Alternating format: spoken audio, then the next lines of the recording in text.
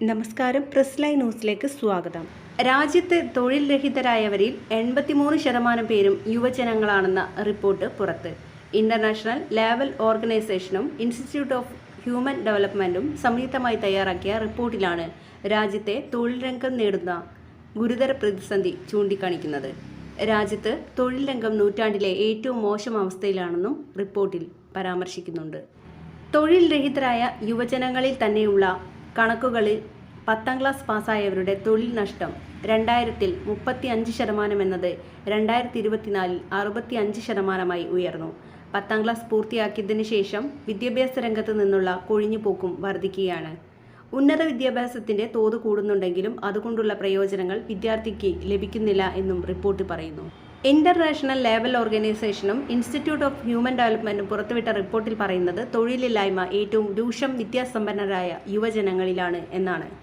Covid lockdown സമയത്തേക്കാൾ മോശം അവസ്ഥയിലേക്കാണ് കാര്യങ്ങൾ പോകുന്നത്. തൊഴിൽ സേന പങ്കാളിത്ത നിരക്കും തൊഴിൽ ജനസംഖ്യാ അനുപാതവും കുത്തനെ ഇടിഞ്ഞു. തൊഴിൽ പങ്കാളിത്ത നിരക്ക് 2000-ൽ 54%-ൽ നിന്ന് 2022-ൽ 42%-ആയി കുറഞ്ഞു. സ്ഥിരം തൊഴിൽ ചെയ്യുന്നവർക്കും സ്വയം തൊഴിൽ ചെയ്യുന്നവർക്കും വേതനത്തിൽ വലിയ കുറവ് സംഭവിച്ചു. ബീഹാർ, ഉത്തർപ്രദേശ്, ഒഡീഷ, മധ്യപ്രദേശ്, ജാർഖണ്ഡ്, ഛത്തീസ്ഗഡ് എന്നീ സംസ്ഥാനങ്ങളാണ് സൂചികയിൽ ഏറ്റവും താഴെയുള്ളത്. രാജ്യത്ത് ഏറ്റവും കൂടുതൽ യുവജനങ്ങളുള്ള രാജ്യമാണ് ഇന്ത്യ. 2022-ലെ കണക്കുകൾ പ്രകാരം മൊത്തം ജനസംഖ്യയുടെ 66%-വും 35 വയസ്സിന് താഴെയുള്ളവരാണ്. ഏകദേശം 81 കോടി. രാജ്യത്ത് കഴിഞ്ഞ വർഷങ്ങളിൽ തൊഴിലിടങ്ങളിൽ സ്ത്രീ പ്രാതിനിധ്യം വർദ്ധിച്ചെങ്കിലും അവരുടെ സുരക്ഷ കുറഞ്ഞു.